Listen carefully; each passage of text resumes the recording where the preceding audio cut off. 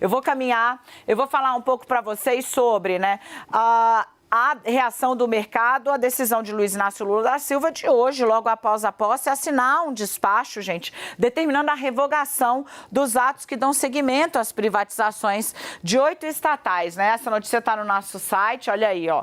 Lula tira do programa de privatizações os Correios, a Petrobras, a área de pré-sal petróleo, Dataprev, a Conab, que é a Companhia Nacional de Abastecimento, e a EBC, a Empresa Brasil de Comunicação. Ainda tira a Nuclep, que é uma empresa ligada ao Ministério de Minas e Energia e que produz equipamentos pesados, e o Serpro, que é a base de processamento de dados de todo o governo do país inteiro. Para você entender o que é o Serpro e se ele fosse privatizado, você manda. E é no Serpro que se processa o seu imposto de renda. Tipo, basicamente tudo que é de todo brasileiro está lá.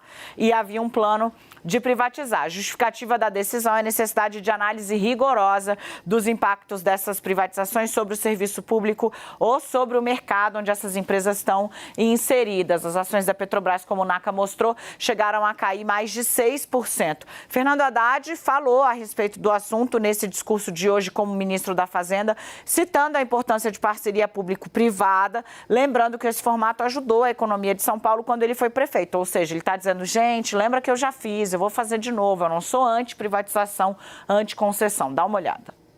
Tem que sair desse pensamento binário, ou estatal ou privado. Tem muita coisa que pode e deve ser feita conjuntamente. Está aqui pessoas que têm prática nisso. Seron participou da Secretaria de Finanças da Prefeitura de São Paulo. Ele e o Barreirinha são responsáveis pelo grau de investimento que a cidade obteve pela primeira vez na sua história. A cidade mais endividada do Brasil se tornou credora líquida. Tem em caixa toda a sua dívida de médio, curto e longo prazo. Aliás, o dobro do que deve, em caixa. São dois meninos aqui, eu chamo assim porque são de outra geração, que têm uma capacidade enorme. Gabriel Galípolo, aliás, Seron e Gabriel foram companheiros no governo Alckmin. O Seron é tão bom que foi convidado pelo Alckmin depois de eu ter passado pela prefeitura. Então, não tem essa de partido quando o que está em jogo é o interesse social.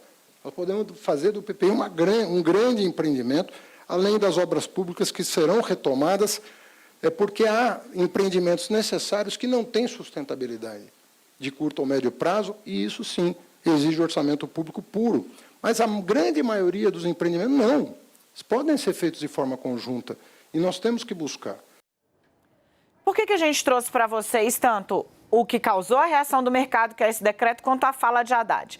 Porque é o seguinte, né? Como eu disse aqui, agora a gente vai esmiuçar com o NACA, ninguém que observa mercado a sério, muito menos quem compra e vende ações ou faz investimentos, achava que Lula privatizaria os Correios, a Nuclep, a Petrobras e a área do pré-sal. Ninguém. Ontem o Lula fez o discurso dele de novo, falando que o Brasil tem condições de ser autossuficiente, que o Brasil tem que investir em refino e que a Petrobras é um ativo importante nisso. Então, assim, fingir surpresa pode até ser parte do papel do personagem, faz parte do meu show.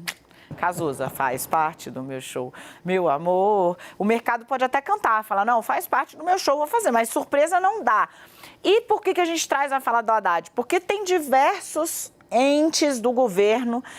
Rui Costa falou sobre privatização hoje de novo, sobre PPI, sobre a importância de concessão. Aliás, Rui Costa, que tomou posse na Casa Civil, né, gente? O acerto dele com Lula é que ele vai ser um tocador de projeto.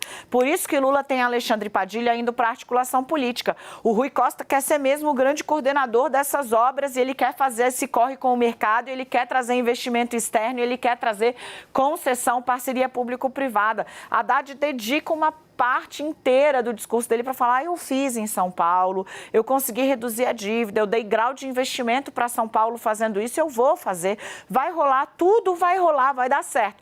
Mas o mercado pau hoje por conta das privatizações. Explica esse tango, Naca, e por que eu falo tango, né? Todo mundo que gosta um pouco de dança sabe que o tango, das danças todas, ela é agressiva, ela simula quase que uma luta, né, entre os dois partners. Tem pisada no pé, tem passada de rasteiro, eu tô dançando tango, ainda bem que a coisa só tá daqui para cima. Obrigada a Deus por me segurar desse vexame. Mas por que tá rolando esse tango mercado-governo Luiz Inácio Lula da Silva? Apesar de, como eu disse, né, Naka, tá tudo coreografado. É tipo como se fosse luta em filme de ação, que você já sabe onde vai o chute, você já sabe onde vai o soco, se tem que bater, deixa bater, senão você desvia. Essa reação de hoje, Dani, faz parte desse protocolo de reação do passo do tango como uma reação ao que se ouviu nas últimas horas, ainda que todo esse movimento vindo de Brasília, nas palavras do presidente Luiz Inácio Lula da Silva,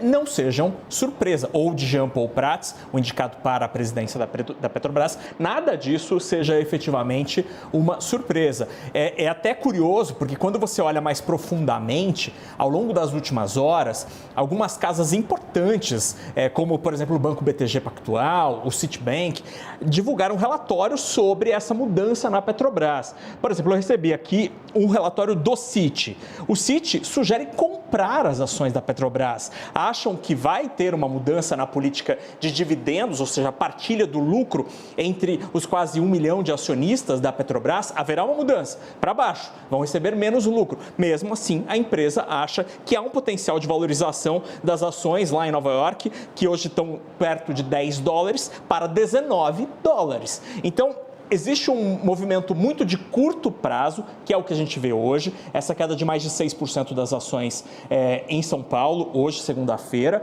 mas há uma compreensão de que são dois cenários diferentes, né? O que a gente vai ter lá no longo prazo, e aí as casas têm uma percepção um pouco mais tranquila ou menos histérica, e essa reação mais nervosa do dia de hoje. E é interessante quando você ouve Haddad falar sobre as parcerias público-privadas, faz sentido a argumentação que ele faz. Por quê? A gente teve, ao longo dos últimos 4 anos, um governo que, em termos econômicos, vendia uma posição liberal. O ministro Paulo Guedes tentou, a gente não pode negar, ele tentou privatizar várias empresas, mas houve uma forte reação do mundo político. O Congresso não queria nem ouvir falar, por exemplo, na privatização do Banco do Brasil ou dos Correios. Então, você percebe que hoje, no Brasil de hoje, 2023, o próprio mundo político é contra privatizar algumas das grandes empresas estatais. Diante disso, ao mesmo tempo, quando você reconhece que o governo não tem dinheiro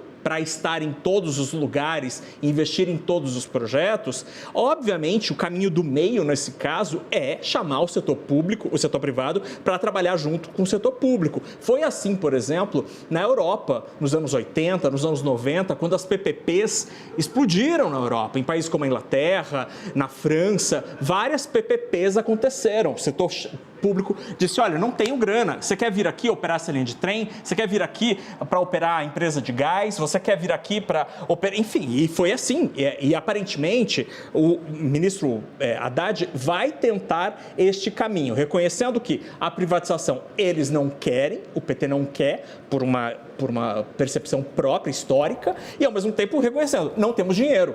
Então, a gente precisa da grana do privado. Agora, o mercado, aparentemente, não está reagindo positivamente ainda, porque quer ver concretude nesse discurso. O gogó, por enquanto, hoje pelo menos, ainda não está fazendo preço, Dani.